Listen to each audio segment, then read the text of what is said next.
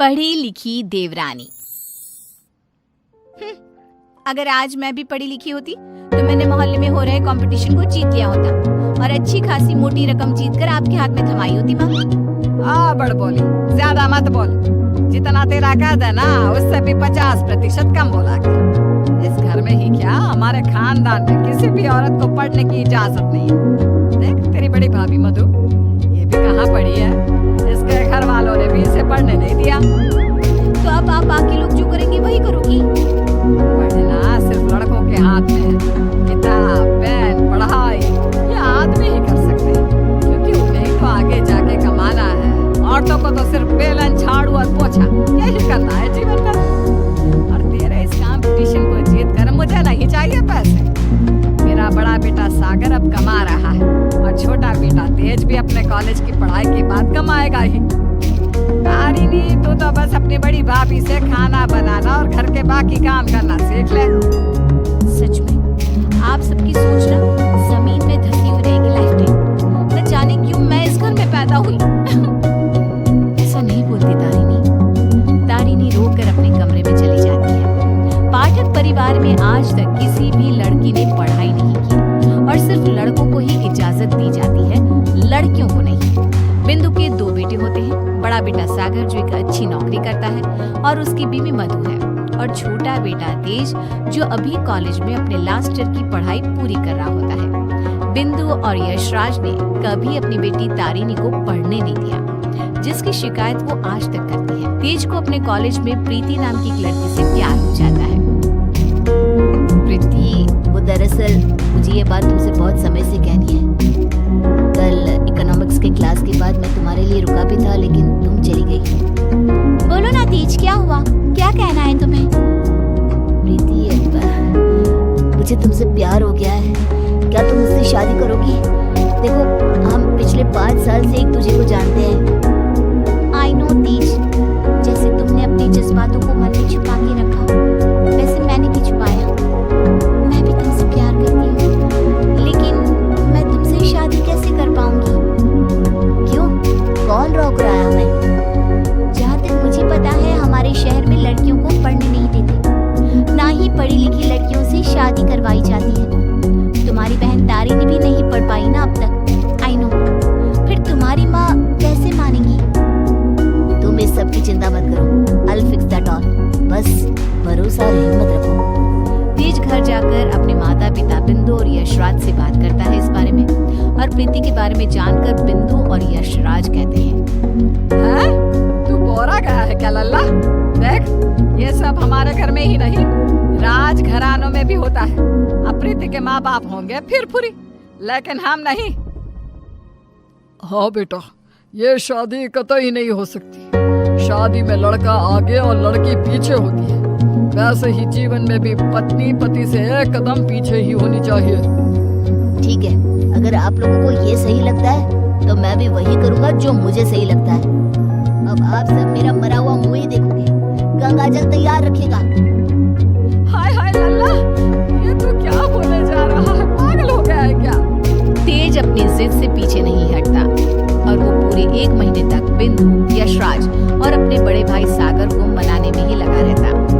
तब कहीं जाकर कुछ महीनों बाद वो सब राजी होते हैं और कॉलेज की पढ़ाई खत्म होती ही 1 साल बाद तेज और प्रीति की शादी हो जाती है। लेकिन बिंदु, यशराज और सागर अब भी इस शादी से थोड़े से नाखुश ही होते हैं। जब घर के सभी आदमी खाना खाने बैठते हैं तब प्रीति भी उनके साथ खाना खाने के लिए बैठती है। तभी अरे ओ कल की अंधी, पागल हो गई है क्या? अरे माना कि तुम एक पढ़ी लिखी लड़की हो, लेकिन इसका मतलब ये तो नहीं ना कि घर के और ससुराल के तौर तरीकों का पालन भी ना किया जाए। खाना पहले घर के आदमी खाते हैं और फिर औरतें खाती हैं। दोनों एक साथ नहीं बैठे, समझ गई? लेकिन मम्मी जी, ऐसा क्यों? मेरा मतलब खाना तो सबका एक ही होता है ना, तो सब अलग अलग बैठकर क्यों खाए? प्रीति, तुम चलो ना रसोई में, चलो, सबके लिए कटोरी में खीर परोसनी है। लेकिन मधु दीदी। प्रीति, माँ और मधु जो कह रही हैं वो सब सुनो। तेज, अपनी बीवी को कुछ समझाओ। प्रीति, प्रीति गुस्से से उठकर रसोई में चली जाती है और मधु के साथ खीर को कटोरियों में परोसने में लग जाती है। प्रीति, हम इस घर की बड़ी बहू हैं। उसके बावजूद भी हमें हर मामले में, हर काम में पीछे रखा जाता है, जूती की नोक पे रखा जाता है, क्योंकि हम पढ़े लिखे भी नहीं हैं। अब सोचो, हम बड़ी बहू होकर भी हमारा ये हाल है, तो तुम्हारे साथ क्या क्या होगा? मधु दीदी, आप पढ़ी लिखी नहीं हो, इसमें आपकी कोई गलती नहीं है, लेकिन ये जो कुछ भी हो रहा है ना, आदमी और औरत का भेदभाव, ये सब बहुत ही बेकार और इलॉजिकल है। आज दुनिया कहां से कहां पहुंच गई है। आज के जमाने में औरत आदमी के साथ कदम से कदम मिलाकर चलती है। खैर, अब हम और कर भी क्या सकते हैं, लेकिन हम अपने आप को बहुत भाग्यशाली मानते हैं। क्यों मधु दीदी? क्योंकि हमारी एक पढ़ी लिखी देवरानी जो है। आपको पता है मधु दीदी, आप ना बहुत क्यूट हो, आपको किसी की नजर ना लगे। जब सभी हॉल में एकत्रित होते हैं, तभी बिना घूंघट ओढ़े प्रीति को देखकर, प्रीति बहू, अब क्या तुम्हारे लिए दीवार पर बड़े अक्षरों में इस घर के तौर तरीके लिखवा दिए जाए? हैं? अब क्या किया मैंने? आप हमेशा राशन पानी लेकर क्यों चढ़ जाती हो मुझ पर mummy ji? I just don't understand. Preeti बहू, आज तुम बगैर घूंघट के दिख गई हो। आइंदा से अगर ऐसा बिना घूंघट के दिखी ना, तो मुझसे बुरा कोई नहीं होगा। मधु बहू को देखो, सोते समय भी घूंघट ओढ़े ही सोती है, नींद में भी ये हमारे आदेशों का पालन करती है। और हाँ, एक और बात कान खोलकर सुन लो, आइंदा से बड़ों से और अपने इर्द गिर्द के आदमियों से इतनी बदतमीजी से बात नहीं करना, और इस घर के चार दीवारों में सिर्फ और सिर्फ सरल हिंदी भाषा का ही प्रयोग होगा। अंग्रेजी भाषा नहीं गूंजनी चाहिए। तेज, अपनी धर्मपत्नी को समझा कर रख। प्रीति निराश हो जाती है और अपने कमरे में चली जाती है। रात में वो तेज से कहती है, तेज, ये सब क्या हो रहा है? तुम्हारे घर वाले इतने पागल कैसे हो सकते हैं? अगर मुझे ये अंदर की बातें पता होती ना, तो मैं कभी तुमसे शादी नहीं करती। I married you just because तुमने कहा कि तुम्हारे घर वालों को मुझसे कोई ऑब्जेक्शन नहीं है। हाँ, तो वही हुआ ना। वो कुछ बोले क्या तुम्हारी पढ़ाई लिखाई पर? अब बाकी कुछ रूल्स रेगुलेशंस है घर की लड़कियों और बहुओं के लिए, अब उन्हें तो फॉलो करना ही होगा ना। आई नो वो थोड़े बहुत गलत है, लेकिन अब हम और कर भी क्या सकते हैं। एक दिन जब यशराज दूध वाले का हिसाब कर रहा होता है, तभी ये 3 हफ्ते जुलाई महीने के और 2 हफ्ते अगस्त के, तो कुल मिलाकर पूरे हुए। अरे बिंदु, जरा हमारे ड्रॉअर में से कैलकुलेटर तो लेकर आना। जी अभी लाती हूँ। बिंदु कैलकुलेटर लाती है और तभी प्रीति भी वहाँ आती है और यशराज को हिसाब करते देखती है।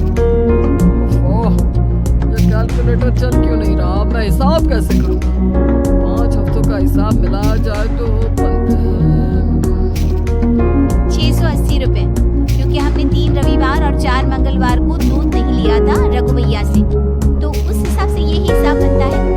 मैंने अपने माइंड में ही 1 मिनट में कैलकुलेट कर दिया है। प्रीति बहू, तुझे 1000 बार कहा है ना, रसोई में ही रहा कर। अरे आदमियों के काम में क्यों हर बार अपनी टांग गड़ाने आ जाती है? आइंदा से ये हिसाब किताब वाले काम में तुम बिल्कुल भी ध्यान नहीं देगी। चल दफा हो यहाँ से आप। जाने कौन सी घड़ी थी वो जब तेज को इससे प्यार हुआ। बेवकूफ है हमारा बेटा। इस तरह फिर से प्रीति को चुप कराकर रसोई में भेज दिया जाता है। कुछ दिनों बाद प्रीति जब बाजार से घर लौटती है, तब वो घर पर सबको मधु पर चिल्लाती हुई देखती है और मधु बेचारी फूट फूट कर रोई जा रही थी। सब तुम्हारी गलती है, तुम्हारी वजह से ही मैं बाप नहीं बन सकता कभी। पता नहीं क्यों आई तुम मेरी जिंदगी में। पनौती हो तुम, पनौती। लेकिन सागर जी, डॉक्टर साहब ने कहा है कि आपके अंदर कुछ मेडिकल इश्यूज हैं, जिसकी वजह से आप कभी बाप नहीं बन पाएंगे। अब इसमें हमारी क्या गलती है? ओए मधु, ज्यादा ऊंची आवाज से बात मत कर।